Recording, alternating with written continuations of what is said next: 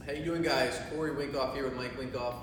We're talking high school bracketology right now. We're talking about the girls, which really excites us, just because of the amount of talent that's on Long Island. Not just individual talent, but we're talking great coaches, great programs, great teams popping up out of nowhere. We're going to start by talking about Nassau Class A on the girls' side.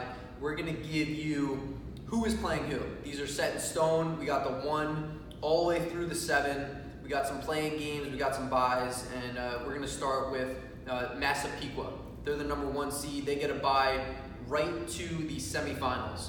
They're going to be playing the winner of the 4-5. At the 4, you got Oceanside versus the number 5, which is Farmingdale. Then you got Syosset getting that second bye right into the semifinals, playing the winner of the number 3, which is Port Washington. And then you got your playing games, 6 versus 7. 6 is Hicksville, 7 is Valley Stream. So, Coach Wink, who's your favorite? Who do you like? Tell me why. Well, first I'll start with the Hicksville game. You're going to see a young lady for Hicksville in the playing game named Karen Hauser, who's going to Stony Brook. She's a junior. She is an absolute stud. She plays with the Vassala sisters, and that group, I give them the edge to get in and play Port. As far as the game that I want to see is Oceanside Farmingdale, the 4-5 game. Well, they have a power conference in Nassau County in girls. They take the top teams, and the way it works is you play in the top conference, you're guaranteed to be in the playoffs. If you're in the second conference, you got to do really well, and then you get in the playoffs. Farmingdale, for the first time, was moved down this year.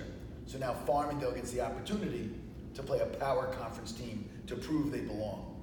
I know Coach Wiener would like her girls to step up and show everybody that they belong in the power conference.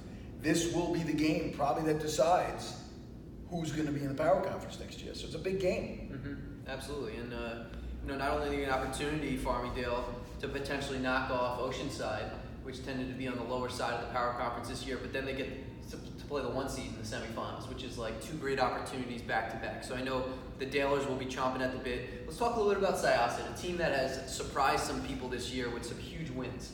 So let's talk about if you think they have a shot to win this thing. They definitely have a shot to win this thing. I think it's going to come down to the girls buying into Coach Lomo. Coach Lomo does an amazing job with these girls. This is a program that if you go back 10 years ago, they weren't even in the playoffs. Okay, nobody even really knew. Now they have girls going everywhere. Their best players going to UPenn. UPenn's in the NCAA playoffs every year. And this girl is an absolute beast. Okay, but the amazing thing is that they beat Pequa. Right? Didn't they beat Pequa in the regular season? Yeah, I believe so.